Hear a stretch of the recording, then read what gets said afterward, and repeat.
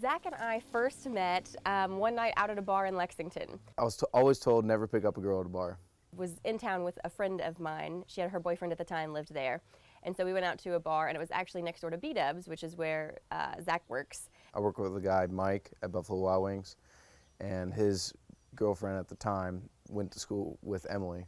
And so he came over after he got off work, and I had already had several drinks, and by the time he got there, he kept offering to buy me beer, and I kept saying, no, I'm good, I don't need any. And it was a $10 all-you-can-drink night, and I was like, can I buy you a free drink? That was kind of my pickup line. She said no, and I got her one anyway. And as the night continued, he tried to get me to dance. It was a good time. Really wasn't into that either. So finally, he did end up getting me a beer. We got to talking, and again, I had had several drinks. So at the end of the night, he asked for my number. She's like, no, we've been drinking. No, I'm not going to give my number out. And I was just like, no, I've had too many to drink. Not going to happen. 3 times. I think maybe 4 times, actually. And each time, I kept turning him down. And she never gave it to me. And I told him at the end of the night that if he really wanted my number, he could figure out a way to get it. It was like, we know the same people, it won't be that hard. I eventually got her number through her friend Liz, and right when I got her number, I called her like 5 minutes later. Our first phone call was oddly comfortable. It was almost like I was talking to somebody that I had known for years. We were just kind of catching up. And it was like we were friends forever. So he was just kind of telling me what his day-to-day things that he was doing, and it was not awkward. We just chatted a little bit about my school. I was still in school at the time, and various just kinds of general conversation. It was so smooth. When I hung up the phone, I was like, that was the weirdest first phone call I've ever had, and it was so relaxed. It was just really cool. After I got off the phone, I remember thinking, wow, that was easy. My family's first take or opinions of Zach, I'm not really sure. I mean, I feel like they liked him. He's very outgoing, very talkative. He's not shy at all. So I think as far as his confidence level too, he just kind of is able to walk into a room and talk to anybody and find something in common with everybody. That's one of the great things about his personality is I never have to worry about if I'm off talking to somebody, at any point in time at a wedding or family get-together, he's always going to be able to hold his own and find somebody to talk to. My family's first impression of Emily, usually it's kind of intimidating because there's a lot of them and we're really loud. And it's kind of like, I literally just threw her into the wolves, like, fend for yourself. And she did great. I mean, my uncles give her crap, she gives crap right back. I mean, she 1-2 punch right back at you. So first impressions was, all right, this girl can hang.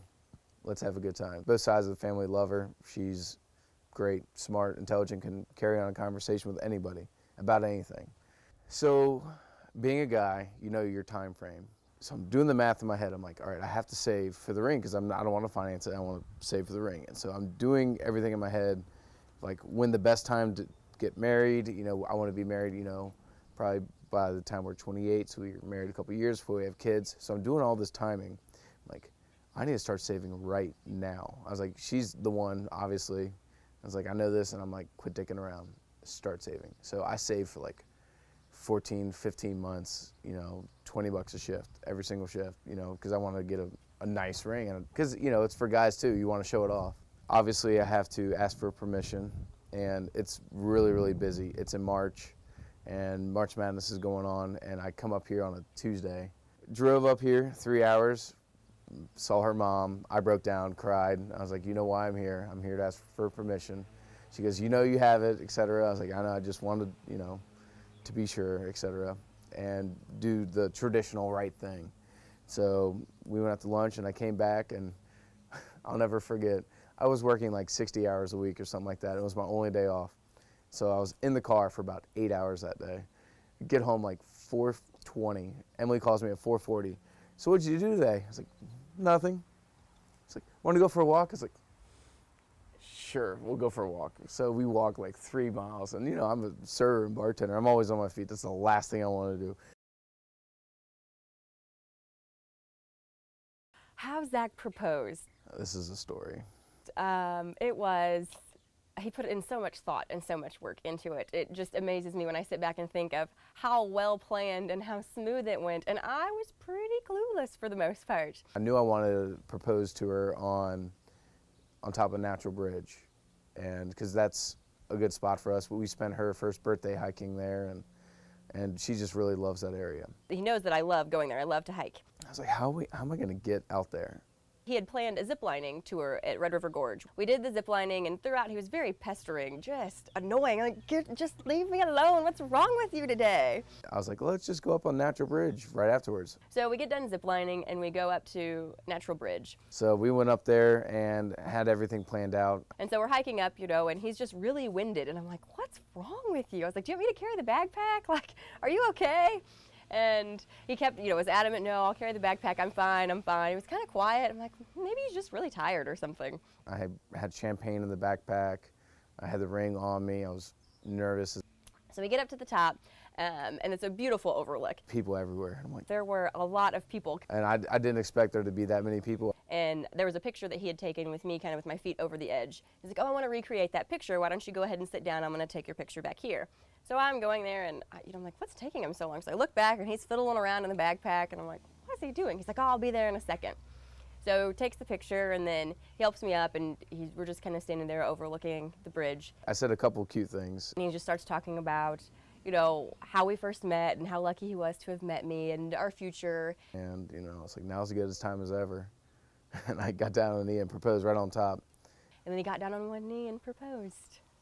She was wearing sunglasses, and I know she was just bawling, crying, hands on the face, like, oh my goodness. Tearing up, thank goodness for sunglasses. I was, oh gosh.